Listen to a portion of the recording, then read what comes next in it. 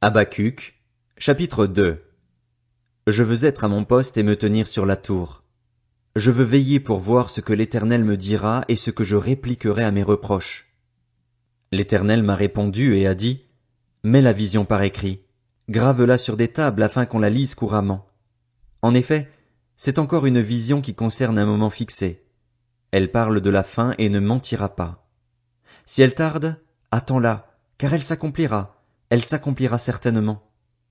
Il est plein d'orgueil, celui dont l'âme n'est pas droite, mais le juste vivra par sa foi.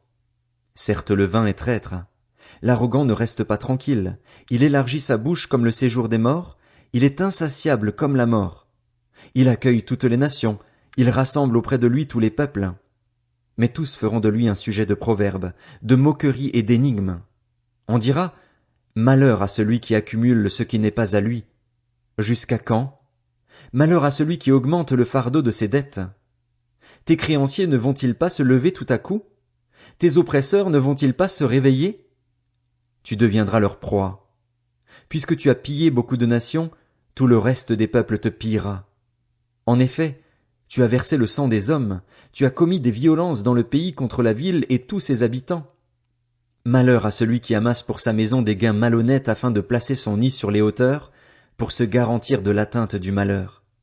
C'est la honte de ta maison que tu as décidée en détruisant des peuples nombreux, et c'est contre toi-même que tu as péché. En effet, la pierre crie du milieu de la muraille, et le bois de la charpente lui répond. Malheur à celui qui construit une ville avec le sang, qui fonde une ville avec le crime. Cela ne vient-il pas de l'Éternel, le Maître de l'univers? Des peuples travaillent pour du feu, des nations s'épuisent pour du vide. En effet, la terre sera remplie de la connaissance de la gloire de l'Éternel, tout comme le fond de la mer est recouvert par l'eau. Malheur à celui qui fait boire son prochain, à toi qui verses ton outre pour l'enivrer afin de voir sa nudité. Tu t'es rassasié de mépris plus que de gloire. Bois aussi toi-même et découvre-toi. Tu boiras la coupe de la main droite de l'Éternel, et la honte souillera ta gloire. Oui, les violences faites contre le Liban retomberont sur toi et les dévastations des bêtes t'effrayeront, parce que tu as versé le sang des hommes et commis des violences dans le pays contre la ville et tous ses habitants. À quoi sert une sculpture sacrée? Pour qu'un ouvrier la façonne? À quoi sert une idole en métal fondu et qui enseigne le mensonge? Pour que l'ouvrier qui l'a faite place en elle sa confiance au point de fabriquer des faux dieux muets? Malheur à celui qui dit à un morceau de bois, lève-toi, ou à une pierre muette, réveille-toi. Donnera-t-elle instruction? Elle est garnie d'or et d'argent, mais il n'y a en elle aucun souffle de vie. L'Éternel, lui, est dans son saint temple. Que toute la terre fasse silence devant lui. Habacuc, chapitre 3. Prière du prophète Habacuc, sur le mode des complaintes. Éternel, j'ai entendu ce que tu as annoncé, je suis saisi de crainte. Accomplis ton œuvre dans le cours des années. Éternel, dans le cours des années, fais-la connaître, mais dans ta colère souviens-toi de ta compassion. Dieu vient de Théman, le Saint vient des monts de Paran. Pause. Sa majesté couvre le ciel et sa gloire remplit la terre. C'est comme l'éclat de la lumière, des rayons partent de sa main, là réside sa force.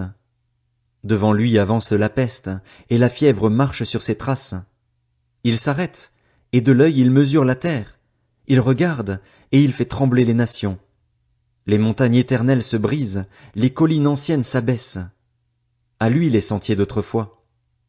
Je vois les tentes de l'Éthiopie réduites à rien, et les tentes du pays de Madian sont dans l'épouvante. L'Éternel est-il irrité contre les fleuves? Est-ce contre les fleuves que s'enflamme ta colère? Est-ce contre la mer que se déverse ta fureur, pour que tu sois monté sur tes chevaux, sur ton char de victoire? Tu prépares ton arc, tes serments sont les flèches de ta parole. Pause. Tu fends la terre par des torrents. À ton aspect, les montagnes tremblent, des trombes d'eau s'abattent, l'abîme fait entendre sa voix, il lève ses mains en haut. Le soleil et la lune s'arrêtent dans leur résidence, à la lumière de tes flèches qui partent, à la clarté de ta lance qui brille. Tu parcours la terre dans ta fureur, tu écrases les nations dans ta colère. Tu sors pour délivrer ton peuple, pour délivrer celui que tu as consacré par onction. Tu brises le faîte de la maison du méchant, tu la détruis de fond en comble. Pause. Tu transperces de leurs propres flèches la tête de ces chefs qui se précipitaient comme une tempête pour nous disperser. Ils poussaient des cris de joie, comme s'ils dévoraient déjà le malheureux dans leurs repères. Avec tes chevaux tu parcours la mer, le bouillonnement de grandes eaux. J'ai entendu et je suis tout bouleversé. À cette voix, mes lèvres tremblent, la pourriture vient dans mes os et mes jambes tremblent.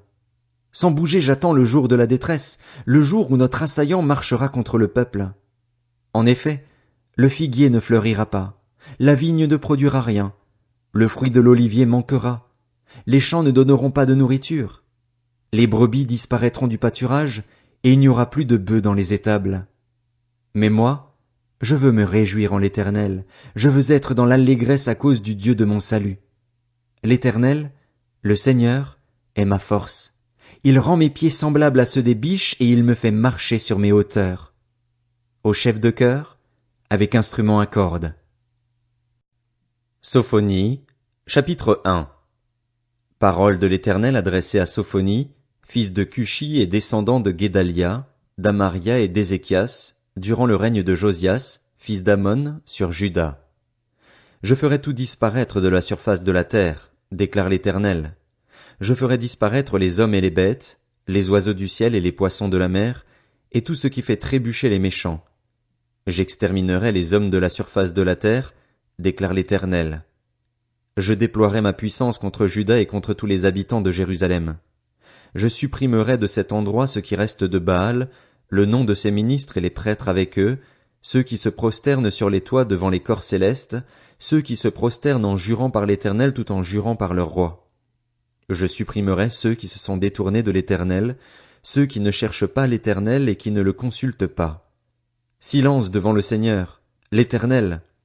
En effet, le jour de l'Éternel est proche, car l'Éternel a préparé un sacrifice, il a consacré ses invités. Le jour du sacrifice de l'Éternel, j'interviendrai contre les princes et les fils du roi et contre tous ceux qui portent des habits étrangers. Ce jour-là, j'interviendrai contre tous ceux qui sautent par-dessus le seuil pour remplir de violence et de fraude la maison de leur Seigneur. Ce jour-là, déclare l'Éternel, il y aura des cris à la porte des poissons, des lamentations dans la ville neuve et un grand désastre sur les collines. Gémissez, habitants de Maktesh, car le peuple des marchands est détruit, tous les peseurs d'argent sont supprimés. À ce moment-là, je fouillerai Jérusalem avec des lampes et j'interviendrai contre les hommes immobiles sur leurs lits, ceux qui disent dans leur cœur, l'Éternel ne fait ni bien ni mal. Leurs richesses seront pillées et leurs maisons seront détruites. Ils ont construit des maisons, mais ils ne les habiteront plus, ils ont planté des vignes, mais ils n'en boiront pas le vin. Le grand jour de l'Éternel est proche, il arrive très vite. Le jour de l'Éternel fait entendre sa voix, et le héros pousse des cris amers.